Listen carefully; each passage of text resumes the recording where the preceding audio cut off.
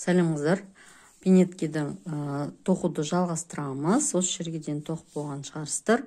Менің каналыма жазылып, лайк басып, комментарий жазып отырыңыздар белсенді болып. Сонда маған шабыт беріп, мен тағы да жаңа видеолар түсіремін. Ал енді мен сіздерге мына жаққа дейін 12 қатар тоқып қойыңыздар дедім. Енді не істейміз? Енді мына жерде қысқартамыз. Мен мына біреуін тоқып қойдым. Мен мына отыратын жерімді әлі дұрыс таппай жатырмын видео түсіретін. Сондықтан басқа жерден тоқып қойдым. Енді не істейміз? Қарапайым, мына ортадағы біздегі 2-2 резинка бар. Соларды қысқартамыз.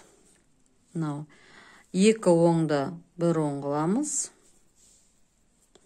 2 терісті 1 теріс қыламыз. Осылай қысқартып шығасыздар. Және теріс жағынан, кәдімгі орысша по рисунку дейді ғой, теріс жағынан мына қалған жағын, мына жерде орамалды тоқу тұрған жерді кәдімгідей оң қып тоқисыздар да, ал мына теріс жағынан резинканы оң ілмекті оң, теріс ілмекті теріс етіп тоқып шығасыздар. Міне, осылай болды, міне. Қысқарттық, бәрін 2 есе қысқартып алдық. Енді мына жақтарын өздеріңіз тоқып алыңыздар. Мен қазір теріс жағын бір көрсетейін. Міне теріс жағына келдім мен. Қараңыздар, мен тоқып болдым. Енді мына жақта қараңыздар, міне по рисунку дейді. Өзі теріс болып тұрған ілмекті теріс, оң қып тұрған ілмекті оң қып тоқисыздар. Және тағы да қыздар ескертетін сіздерге видеоны толық көруге тырысыңыздар. Реакция қалдырыңыздар. Егер де сіздер, мысал үшін толық көрмей, басын ғана көріп шығып кетсеңіздер, немесе лайк, комментарий жазбасаңыздар, өзі YouTube'тың ережелері бар. Мына видео қызық емес екен, бұл оқырмандарға қажет емес екен дейді, оны көп адамға көрсетпейді. Егер де сіздер лайк басып, көріп, реакция қалдырып отырсаңыздар, бұл менің видеом көбірек адамға көрінеді, және тағы да айтам, маған мотивация болады, шабыт береді. Мен ары қарай тағы да видеолар сіздерге түсіре беремін. Енді мына қатарда не істейміз біз? Мына қатарда біз тағы да қысқартамыз. Енді мына қысқартуға келдік. Бұны қалай қысқартамыз? Бұл жерде қараңыздар, мына оң теріс болып тұр. Мына жерде 1, 2, 3, 4, 9 ілмек бар. Енді қараңыздар, мен. Мына оң мен терісті оң етіп тоқимыз. Оң мен терісті оң. Оң мен терісті оң. Оң мен терісті оң. 4 рет қысқарттық, мына 4 ілмек болды. Және мына 5-шіні жай тоқимыз, қысқартпай. Мына жерде 5 болды. Енді тағы да былай қарай біз орамалды тоқу. Және қайтқан кезде енді теріс жағында кәдімгі мынаны теріс етіп тоқып шығасыздар. Теріс етіп тоқып шығасыздар. Және бізде қазір оң жағында тағы да 1 рет қысқарту болады. Ана соңғы қысқартуға келдік. Енді қалай қысқартамыз? Мына жерде 5 оң ілмек тұр. Соның алғашқы 2-ін бірге тоқимыз. Ортадағысын жай тоқимыз, қысқартпай. Және былай қарай қысқартып, мына қараңыздар, сол жақтан оң жаққа қарай 2 ілмектен 1 ілмек шығарамыз. Енді мына жерде 3 қалды. Бұны теріс жағында қалай тоқимыз? Мына жақта түсіндіңіздер орамалды тоқу. Теріс жағында бұны мына ілмектерді оң етіп тоқисыздар. Былай. Оң етіп тоқисыздар, Сонда былай көрініп тұрады. Мына, осылай тұрады. Болды. Енді соңғы қысқартуды жасадық. Мен қазір өздеріңіз тоқып шығасыздар бұны.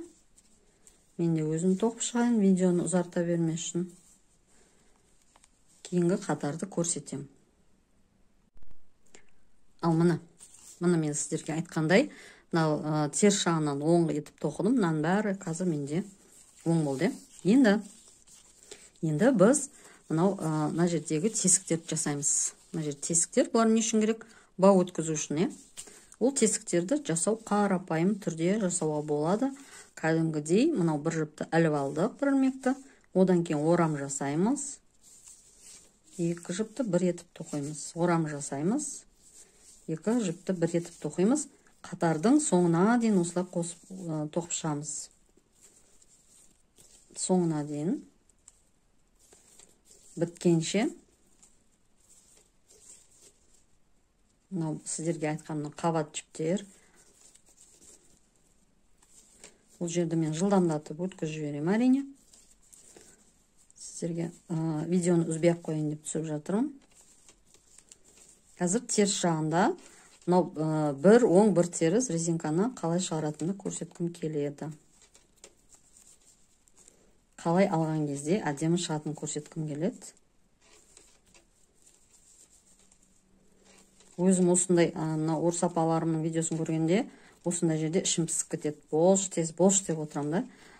Бірақ жаңадан тоқитын қыздарға бұл керек деп ойлаймын. Енді мына қараңыздар, соңына келген кезде мына соңына келдік қой. Енді осы жерде мынау тағы да орам аламыз да, соңғы мына жиектегі жіппен соңғы екі жіпті бірге аламыз мына. Енді теріс қарай, теріс жағында мына бір оң бір теріс резинканы қалай жасаймыз? Іліп алдық. Енді қараңыздар, орам алған жіпті оң етіп тоқимыз. Мына жақта біз екеуін өз қосып оң қылдық қой. Мына жаққа теріс қылып түсті. Осыны теріс етіп тоқимыз. Орыстар по рисунку дейді.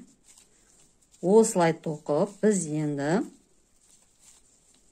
осыдан кейін қалаған биіктікке қонышыңызды тоқисыз. Мына сізге неше сантиметр керек биіктікке. Егер қайырғыңыз келсе, бұл биіктігін қайырып та жасауға болады. Егер қайырғыңыз келсе, бұл биіктігін 2 есе қылып жасайсыз. Мына биіктік тағы 2 есе, сонда бұлай қайырылып тұрады. Егер осылай тіке қалдыра салғыңыз келсе, осы қалаған биіктікті тоқисыз. Менде бұл жерде неше сантиметр қазір көрейін. Менде бұл жерде биіктігі 5,5 сантиметр екен. Сіз алды қыласыз ба, басқа қыласыз ба, өзіңіз білесіз. Егер қайрам десеңіз, 2 есе ұзын қылып аяқтайсыз. Резинканы тоқисыз. Және соңында мына жерде көрдіңіздер, әдемі болып жабылып тұр. Мына жері эластичный болып, резинка болып тартылмай. Осыны қалай жабуды мен базалық пинетки деген видеода көрсеткем, айтқам. Сондықтан сол жерден көріп аласыздар. Сілтемесін қоям осы видеоның астына.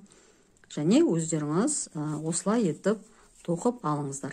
Енді мына нелерін, тігістерін қалай тігу керек екен, қалай жабу керек, бауын қалай жасау керек, оның бәрі менің базалық пинетки деген видеоларында бар. Сілтемелерін қалдырамын. Сол соларға қарап тоқып алыңыздар. Сәттілік тілеймін. Мына жерге сәнге түйме қадасаңыз болады, менікіндей, мен суреттегідей.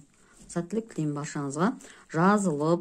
Жазылудың жанында не тұрады, қоңырау тұрады, соны басуды ұмытпаңыздар, және лайк, комментарий. Менің каналымның даму үшін, жаңа видеоларды шығару үшін қажет. Сау болыңыздар.